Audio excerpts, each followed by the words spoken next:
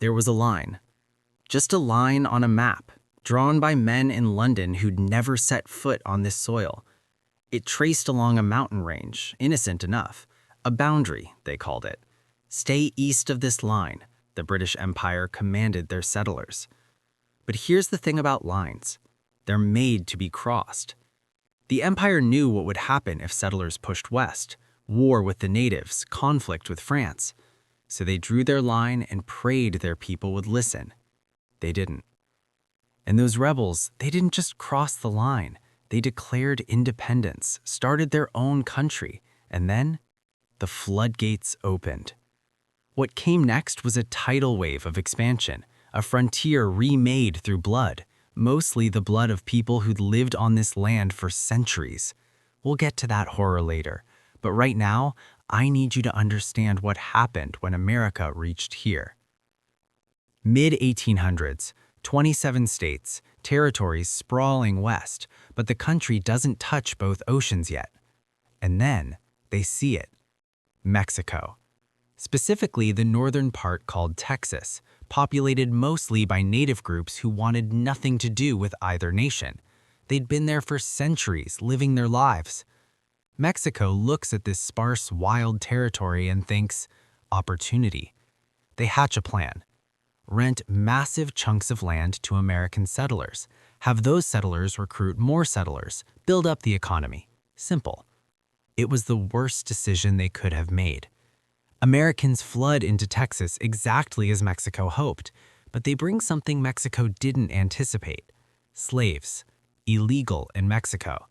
And worse, an attitude, that frontier fever, that American obsession with moving west, claiming land, answering to no one. The westward movement was like a great tidal wave.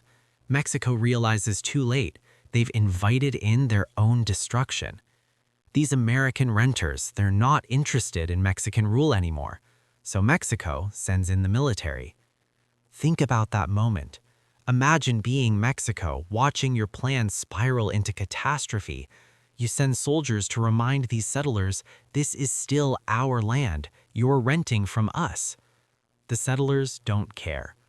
Battles break out, all-out war. The Americans lose. The Alamo, you know the name, Davy Crockett, symbol of westward expansion, dies there. The settlers are crushed. But here's where it gets twisted. That loss, it doesn't discourage the settlers, it energizes them. More Americans pour into Texas, hungry for revenge. They win the next fight. And then they do something audacious. They declare independence, the Republic of Texas.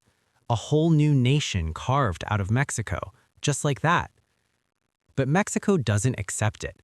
Sure, they lost the war, but they dispute the border. The Republic of Texas ends here, Mexico says, pointing to a line much further east. Everything else is still ours. Now you've got a land dispute, a massive one. Then 1845 arrives. Texas becomes the 28th U.S. state. The dispute is no longer between Mexico and some rebel republic. It's between Mexico and the United States of America. And then he appears. President James K. Polk. Remember that name.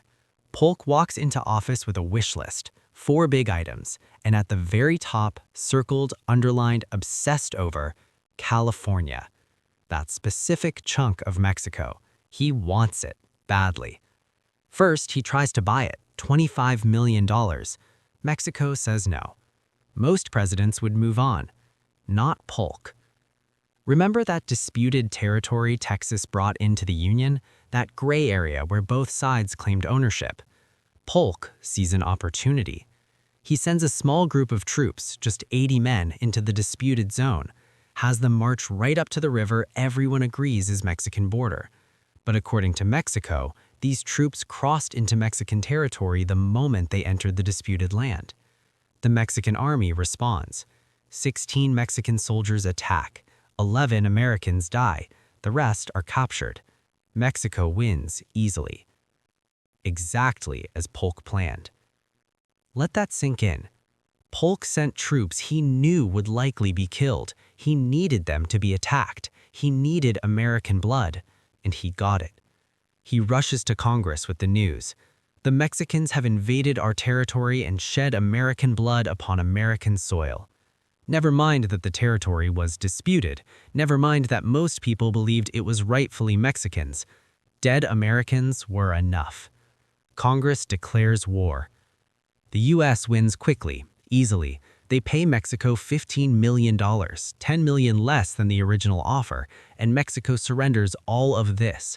California, Nevada, Utah, most of Arizona, New Mexico, and parts of Colorado and Wyoming. The disputed territory, now officially Texas. Polk got everything he wanted. The U.S. could have taken all of Mexico. Militarily, they could have done it. Some lawmakers wanted to, but they didn't. Want to know why? One senator, a pro-slavery advocate, said it plainly on the Senate floor. "We have never dreamt of incorporating into the Union any but the Caucasian race. Are we to associate with ourselves as equal companions and fellow citizens the Indians and mixed races of Mexico?" Let me translate. Let's take land where we can exterminate the natives and settle white people, not land with large non-white populations we'd have to bring into our country. That was the policy. That informed American expansion for generations. That's what guided which land they took and which they left alone. Through an unprovoked, racially motivated war, Polk checked California off his list. The next month, Oregon became a territory after a deal with Britain. Coast to coast, finally. A few years later, they bought one more piece from Mexico, completing the southern border we know today. A border forged first from settler rebellion, then from a war started at one president's pleasure, then from a final purchase. The native people and Mexicans who lived there, predictably oppressed, driven out, erased. Rights stripped, land stolen, all in the name of a constitution that only let white people vote. So the U.S. took half of Mexico in the 1800s, partly because Mexico opened their borders to let Americans in to work the land. Think about that irony. Today, at the U.S.-Mexico border, everything screams, "This side is America," when just 170 years ago, it was all Mexico. Everything.